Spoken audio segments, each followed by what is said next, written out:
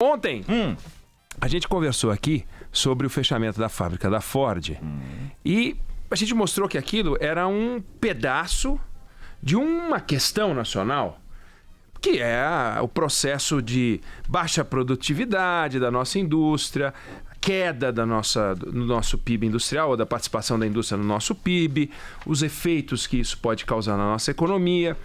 E nós vimos a notícia de que Estados Unidos e China celebraram a primeira etapa de um acordo comercial entre eles dois. Bom, o assunto é mais brasileiro do que a gente pode imaginar, tão brasileiro quanto o que a gente discutiu ontem sobre a indústria da Ford aqui no Brasil. Né? A indústria da Ford, a fábrica da Ford, ela estava situada naquele pedaço que o Brasil inteiro conhece como ABC. Ninguém sabe onde fica, só quem mora em São Paulo. Mas para falar ABC, as pessoas já sabem que é o ABC paulista e que agrupava o quinto maior polo industrial, automobilístico do mundo. Já foi isso. Então, todo mundo conhecia. Né? Foi lá que nasceram as greves, foi lá que nasceu o Lula, né? Foi lá que nasceu tudo isso que se discute hoje, a indústria, etc. Bom, e aí era alguma coisa muito próxima de nós. E este outro fenômeno que está acontecendo agora fica parecendo que é muito distante de nós, porque afinal, Estados Unidos lá em cima, China lá do outro lado, mas na verdade esse assunto é mais brasileiro do que parece, né? Por um conjunto de razões que a gente vai poder discutir aqui hoje. Bom, primeiro, que a China fez o que o Brasil não conseguiu fazer, que é crescer a sua participação no mundo de um jeito exuberante. Então você pega 1980, a China tinha um PIB que era o dobro do Brasil. O dobro do brasileiro. O dobro. A gente tinha 1,3% do PIB mundial e eles tinham 2,7%. É o dobro, pô. E os Estados Unidos tinham, naquela época, 25,6% do PIB mundial. Os dois países que eram o primeiro e o segundo países mais importantes do mundo em termos de PIB eram os Estados Unidos e o Japão. Você somava os dois e dava 35% do PIB, porque eles tinham 25,6% e o Japão tinha 9,9%, 10%.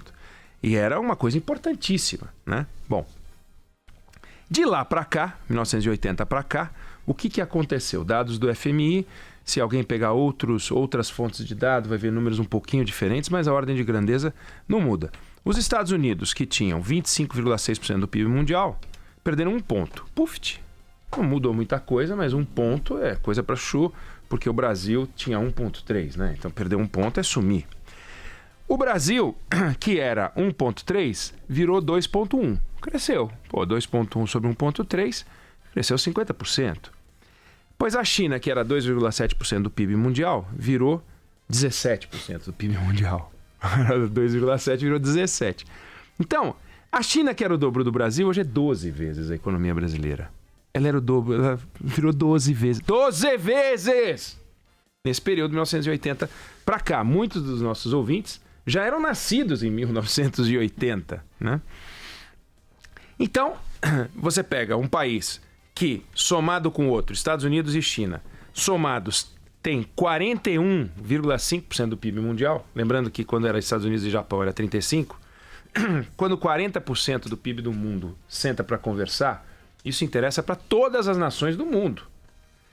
E mais, se você quiser produzir um país ou um bloco comercial do tamanho deste, sem eles, você precisa pegar as 23 nações seguintes.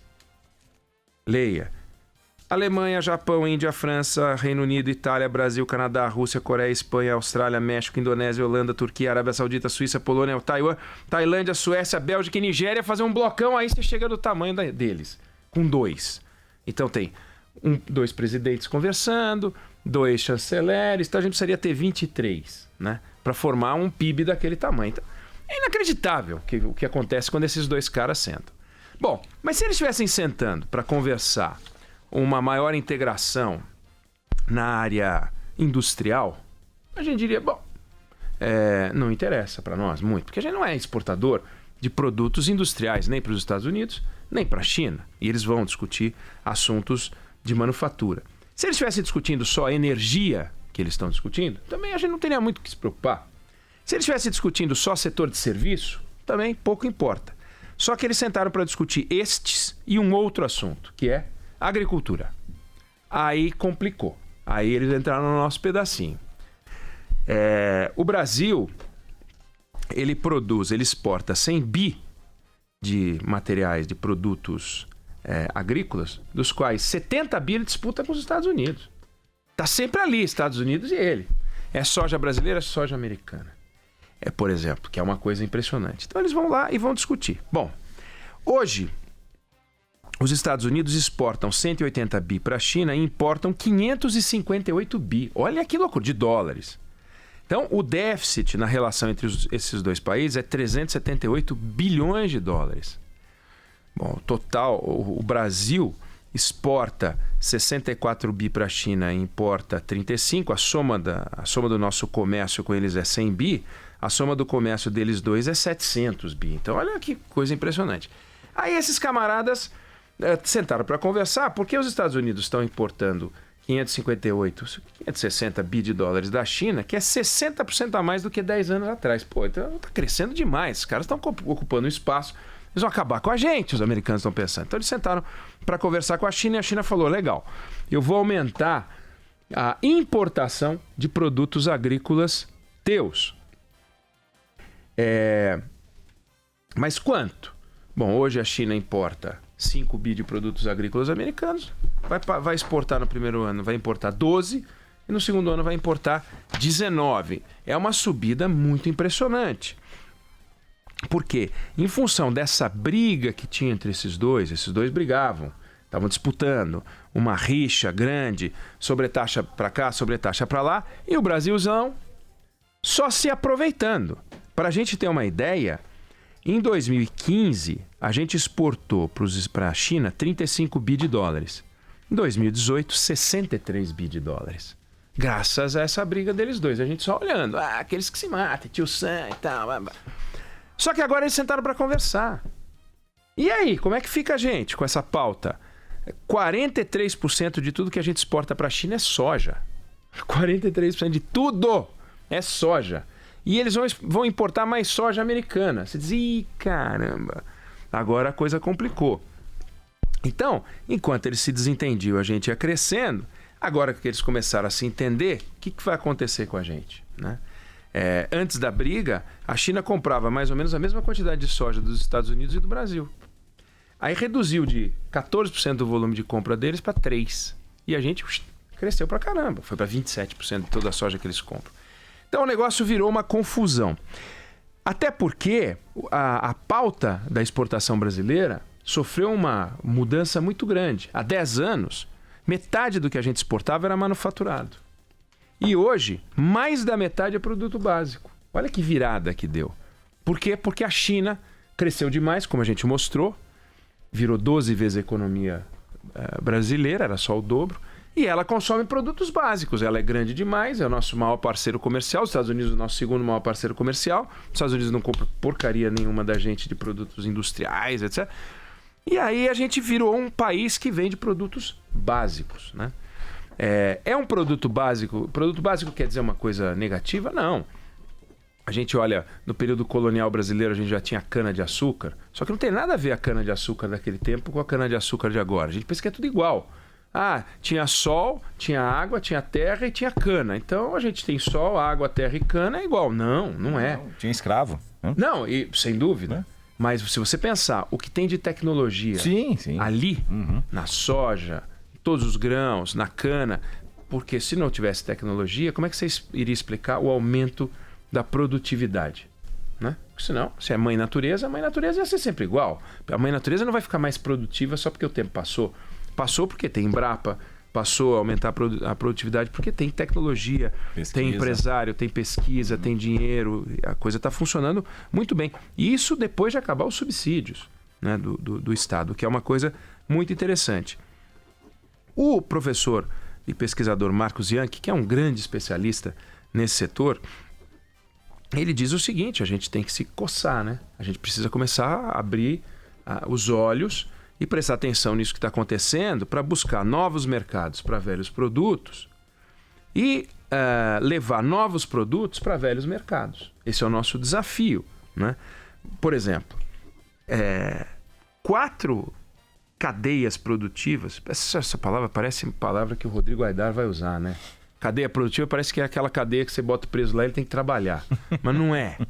Cadeia produtiva são setores de grandes produtos. Então, você pega o complexo soja, você pega açúcar / etanol, você pega os produtos florestais e você pega carne e couro, dá 77% da nossa exportação. 4 cadeias produtivas. Só que olha que loucura. Você pensa que carne é carne. Por que a Austrália vende carne a $7.000 a tonelada e a gente vende carne a $4.000 a tonelada? Carne. Eles conseguiram ocupar um espaço e fazer crescer o mercado deles vendendo $7.000 a tonelada. Então, se a gente vender a nossa carne, em vez de $4.000 a tonelada, $5.000, $6.000 a tonelada, você não precisa ter essa quantidade de boi. Ou com essa quantidade de boi, você consegue fazer muito mais dinheiro. Isso é aumentar a produtividade. Isso é ocupar espaço. Porque senão, a gente sempre vai ter que exportar mais navio, mais carne. E vai chegar uma hora que não dá, porque os Estados Unidos vão entrar nesse mercado, porque os dois estão fazendo um acordo. Então a gente tem que melhorar a nossa carteira. Não é exatamente agregando valor propriamente, mas enfiando produtos mais caros dentro desse nosso cardápio. Não dá para fazer isso com tudo. Não dá para fazer isso com soja, mas dá para fazer isso com muita coisa. E é disso que fala o professor Marcos Yankee. Quer dizer, tem tecnologia em tudo isso, mas chega uma hora que só tecnologia não resolve. Outra coisa que é muito importante. Primeiro, o agronegócio brasileiro, e aí não é a agricultura, porque a agricultura é 5% do PIB, mas o agronegócio brasileiro é 20% do PIB. É metade das exportações e 20% do emprego. É muita coisa. A gente é o 3º maior exportador mundial e a gente exporta para 200 países. Esse bicho chegou até aqui com eficiência tecnológica, mas daqui para frente não vai adiantar muito mais, não. Tem um limite isso. Como tem um limite nos esportes, o cara corre a 9,5, os 100 metros rasos, a 9 segundos e meio, não vai correr a 3. Nunca. Jamais vai correr a 3. Não vai correr a 4, nem a 5. Vai ganhar, você vai ter que pegar o relógio, botar em vez de milésimo, você vai ter que representar 10 mil alguma outra fração. Porque senão não tem mais jeito, né? E a mesma coisa é na eficiência tecnológica. Você não vai conseguir fazer um avião voar a 10 vezes a velocidade do som. Até porque mói as pessoas. Não tem jeito. Você decola, as pessoas moem, né? Morrem moídas, né? Esmagadas. Não tem condições. Então, chega uma hora que a tecnologia para. Como é que você vai ocupar espaço no mercado em que você não vai conseguir ser muito mais produtivo? E aí vem o professor Marcos Yankee dizendo o seguinte: não existe demanda sem geopolítica. E isso que a gente está vendo nas relações Estados Unidos e China é geopolítica. Não tem nenhum motivo comercial para a China comprar mais dos Estados Unidos, para os Estados Unidos comprar mais da China. É como a gente não tem nenhum motivo para comprar no supermercado A, no supermercado B. A gente vai no preço. A gente olha aqui e vai no preço. Isso aqui está mais barato aqui. Não tem um motivo geopolítico. Mas aqui no mundo dos negócios internacionais tem um motivo geopolítico. É isso. E esse motivo geopolítico pode nos destroçar. Então não adianta a gente ficar aliado dos Estados Unidos contra a China, nem aliado da China contra os Estados Unidos, porque os dois sentaram para conversar e a gente tem que olhar e ver o que acontece agora. Nós estamos entrando no OCDE. Legal, bacana, coisa importante. É realmente muito importante. O professor Fernando Schiller ontem observava a importância disso, mas como é que a gente faz para ocupar espaço? Então, se a gente veio até aqui com tecnologia, daqui para frente, o que vai contar é, claro, eficiência, pós-porteira, infraestrutura, logística, qualidade, etc., tudo. Mas tem uma questão de geopolítica. E essa parte da geopolítica envolve preparar todo o corpo diplomático, saber onde é que estão os acordos mais importantes. A gente não tem acordos comerciais. Os Estados Unidos estão fazendo um acordo comercial assombroso e a gente não tem acordos comerciais. A gente tem uma discussão sobre o Mercosul fazendo um acordo com o mercado europeu, etc. Mas, sabe, e o Brasil? O Brasil entrando nisso, aqui e ali, isso é fundamental. Ou seja, fico alerta, é fundamental ficar o alerta que essa conversa entre Estados Unidos e China Não é uma conversa entre Estados Unidos e China. É que feito um pancadão do lado da nossa casa. É uma barulheira de gente que com quem a gente pode não conviver, mas que bota o som dentro da nossa sala. E não adianta querer botar vidro anti-ruído. Não tem jeito. Ele está lá fazendo barulho. Então esses dois estão fazendo barulho dentro da nossa sala, dentro da nossa casa. A gente não vai conseguir dormir. É um assunto nacional. Parece um assunto internacional, porque eles estão negociando em inglês, eles estão fazem reunião também em mandarim, mas não tem nada exótico nessa história. O Brasil tem que abrir o olho pesadamente, as autoridades brasileiras, os empresários brasileiros, e nós temos que ter clareza de que isso pode transformar o nosso país.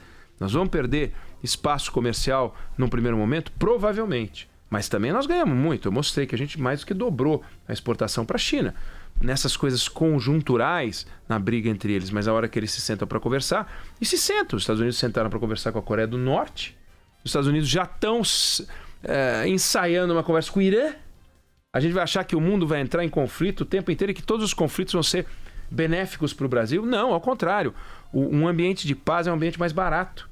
Os Estados Unidos não têm dinheiro nem tempo. Claro que tem dinheiro. Mas eles não têm dinheiro e tempo mais importante do que gerar emprego, gerar receita para a sociedade deles. Mesmo o Trump, que é todo bélico, ele sabe disso.